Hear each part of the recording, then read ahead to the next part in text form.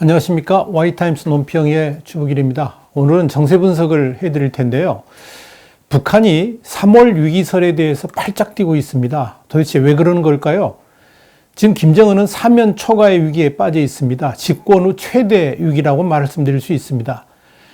2020년은 북한은 경제적으로도 가장 어려운 시기가 될 것입니다. 그런데 이런 시점에서 문재인 정권의 독자적 대북 정책은 오히려 위기로 몰 수도 있을 것으로 보입니다. 한미연합 군사훈련이 예정된 3월을 전후해 가지고 북한이 무력 도발할 가능성이 크다. 이런 3월 위기설에 대해서 북한이 연일 치졸한 모략 소동이다 그러면서 강력하게 반발하고 있습니다. 북한 조선평화통일위원회 산하의 선전 매체죠. 우리민족끼리가 10일 날 죄 지은 자들의 비명소리라는 제목의 논평을 통해서 통일연구원과 아산정책연구원 또 이 조선일보, 동아일보 이런 보수 언론들의 이름까지 거론하면서 이들은 북한이 충격적인 실제 행동에 나서기 전에 내적 준비를 면밀히 하고 합당한 명분을 갖춰야 한다. 그렇기 때문에 한미 합동 군사 연습이 진행되는 3월 전까지는 긴장 수위를 단계적으로 끌어올릴 것이다. 이런 것이라느니 2월 말 3월 초에 한미 합동 군사 연습이 개시되면은 북한이 새로운 전략 무기 시험을 단행할 수 있다느니 하면서 그 무슨 3월 위기설을 내돌리고 있다라고 주장을 했습니다. 우리민족끼리는 이어서 이것은 철두철미 우리 공화국의 조선반도 정세 악화의 책임을 넘겨 씌우려는 음흉한 모략 소동이다 그러면서 한반도 정세 긴장의 원인은 자신들이 아닌 미국의 대북 적대시 정책이 있다라고 강조를 했습니다. 그러면서 이 매체는 미국의 밑쉽게 밑바닥을 씻는 그런 말인가 보죠. 이 밑쉽게 노릇이 나는 가련한 하수인들이 3월 위기를 극복하기 위한 주도적인 대북 유화 메시지라든지 창의적 방안 발굴이라든지 하는 꼴을 보면 삶은 소대가리라도 앙천대소할 일이 아닐 수 없다 그러면서 이것은 죄 지은 자들이 된겁 그러니까 뜻밖의 일로 놀라 허둥지둥 치는 것 이런 건데요. 이 된겁해서 내지르는 한갑 비명에 지나지 않는다라고 폄하를 했습니다. 또 다른 선전 매체인 조선의 오늘도요. 연일 3월 위기설에 대해서 극력 반발하는 논평들을 기재하고 있습니다. 조선의 오늘은 11일 날 문매를 부르는 3월 위기설 이런 논평을 통해서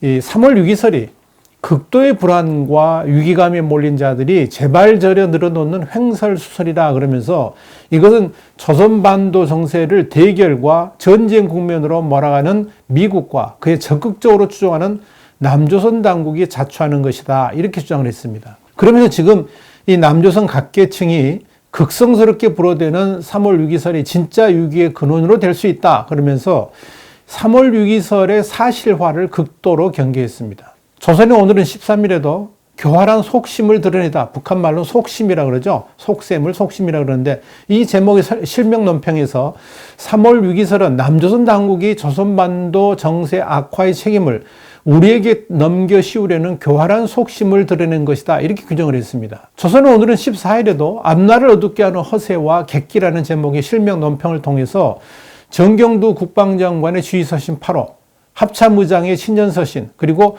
공군참모총장의 주의비행에 대해서 동적 대결에 환장한 군부 깡패들의 본색이 그대로 엿보이는 추태다. 이렇게 비판을 했습니다. 이 매체는 이어서 새해 벽두부터 가소로운 객기와 허세를 부리는 것을 보면 동족에 대한 적대감이 머리끝까지 꽉 들어찬 전쟁 호전광들이 분명하다 그러면서 군부 호전광들의 분별 없는 허세와 객기는 그들의 앞날을 더욱더 어둡게 할 뿐이다 이렇게 주장을 했습니다. 북한이 이 3월 위기설에 대해서 이렇게 호들갑을 떨면서 굳고 부인하는 이유가 뭘까요?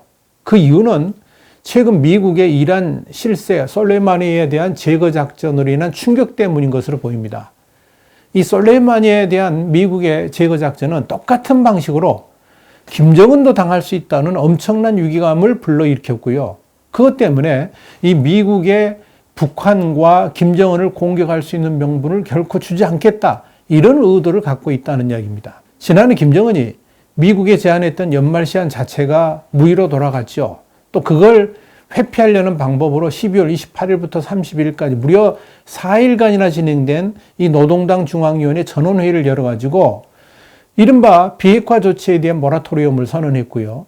우리는 결코 파렴치한 미국이 조미, 그러니까 북한과 미국 대화를 불순한 목적 실현에 악용하는 것을 절대로 허용하지 않을 것이다. 그러면서 이제껏 우리 인민이 당한 고통과 억제된 발전의 대가를 깨끗이 다 받아내기 위한 충격적인 실제 행동으로 넘어갈 것이다. 이렇게 큰 소리를 치기는 쳤죠. 그런데 사실 그런 말들을 행동으로 옮기기에는 지금 김정은이 처한 상황 자체가 너무 엄중하다 못해 위기감을 느낄 정도입니다. 많은 전문가들과 언론들이 12월 도발설, 그러니까 2019년 12월 도발설을 거론할 때 우리 신문은 그럴 가능성이 낮다라고 주장한 이유도 바로 여기에 있습니다. 김정은 입장에서 가장 답답한 것은 과거의 북한 전유물이었죠. 벼랑 끝 전술. 이 벼랑 끝 전술이 트럼프 대통령 집권 시기에 들어와 가지고는 전혀 먹히지 않는다는 겁니다.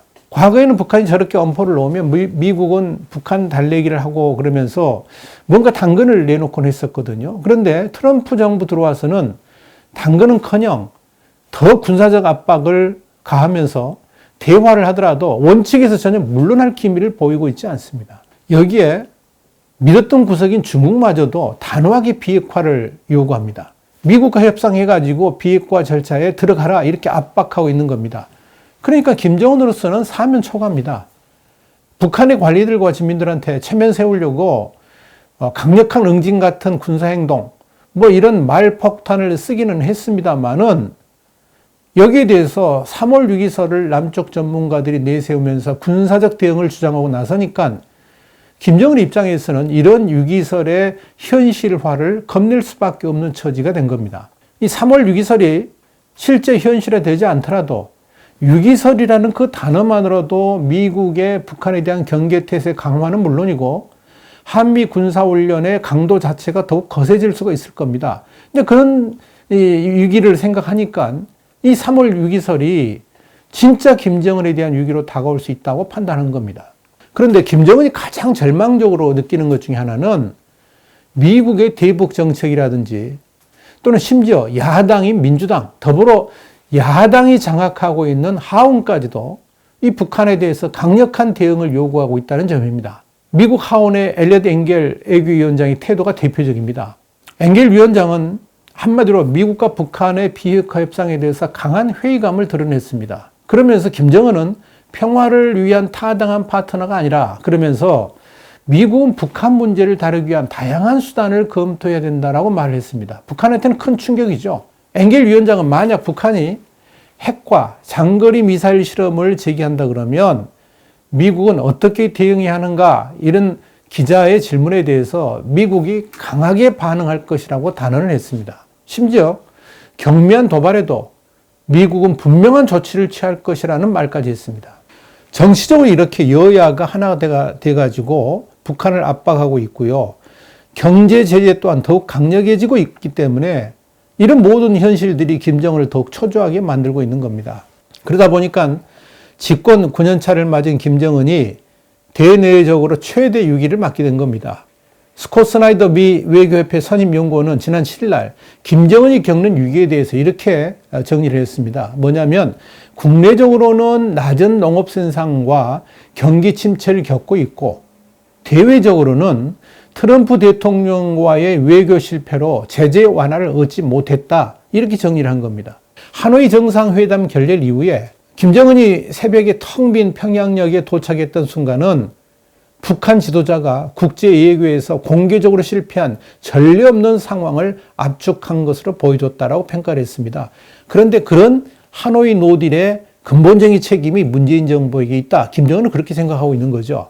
지금 북한 상황은 이 자력갱생을 통해 가지고 제재로 인한 어려움을 극복해 보려고 합니다만은 어디까지나 이건 한계가 있을 수밖에 없습니다. 이것이 김정은의 딜레마이고 김정은에게 닥친 위기다. 이렇게 말씀드릴 수 있는 겁니다.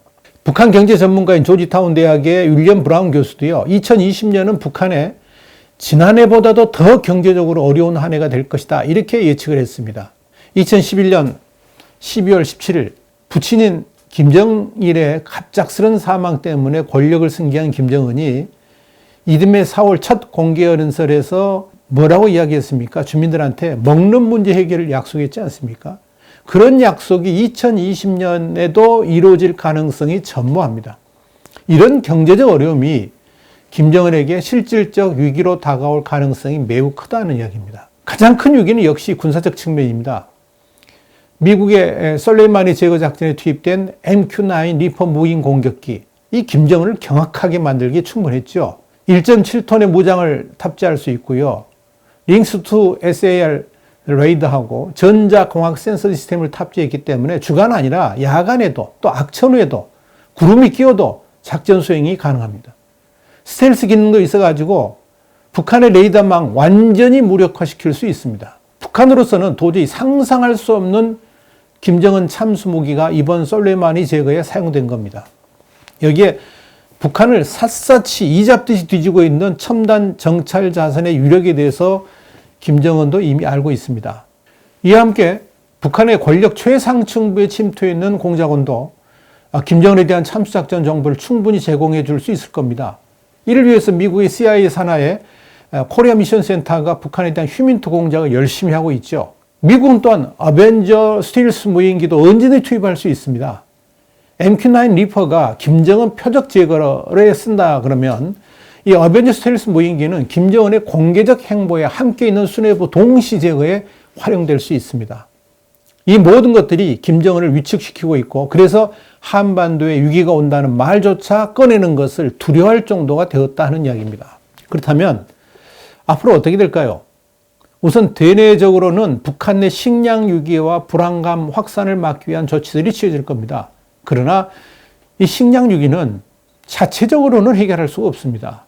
중국의 지원이 필수적입니다. 그래서 중국의 심기를 거스르는 행동을 하기는 쉽지가 않을 겁니다. 당연히 중국이 제일 싫어하는 게 핵실험인데 이 핵실험 같은 거 엄두도 내지 못할 겁니다. 또 형식적이라도 미국과 대화를 하려 한다는 신용을 계속할 것입니다. 왜냐하면 그것을 중국이 원하기 때문에 그렇습니다. 군사적 측면에서는 미국의 간을 보기 위한 도발을 감행할 가능성은 있습니다. 2019년 지난해 13차례나 시도했던 단거리 미사일 또는 초대형 방사포 도발 또는 이제 미사일 엔진 시험 같은 거 이것은 일단 미국의 반응을 떠보는데 아마 활용을 할 가능성이 있습니다. 그리고 남한을 향한 국지전적 도발도 테스트해 볼 가능성이 충분히 있습니다. 물론 문재인 정권을 향한 조롱과 무시는 계속될 것입니다. 그런 의미에서 지금 한반도는 겨울입니다. 계절적으로도 겨울이지만 심리적으로도 군사적으로도 그리고 가장 중요한 것은 김정은의 마음속도 겨울입니다. 어떻게 이 겨울을 극복해야 할까요? 당연히 굳건한 한미동맹으로 이겨내야 될 것입니다만은 문재인 정권은 오히려 독자적 대북 정책을 펼치려고 하고 있습니다. 그것이 오히려 문재인 정권에게 최대 위기를 가져다 줄 가능성이 충분히 있습니다. 기대해 보시기 바랍니다. 와이타임스 논평이었습니다. 다음 시간에 다시 뵙겠습니다. 감사합니다.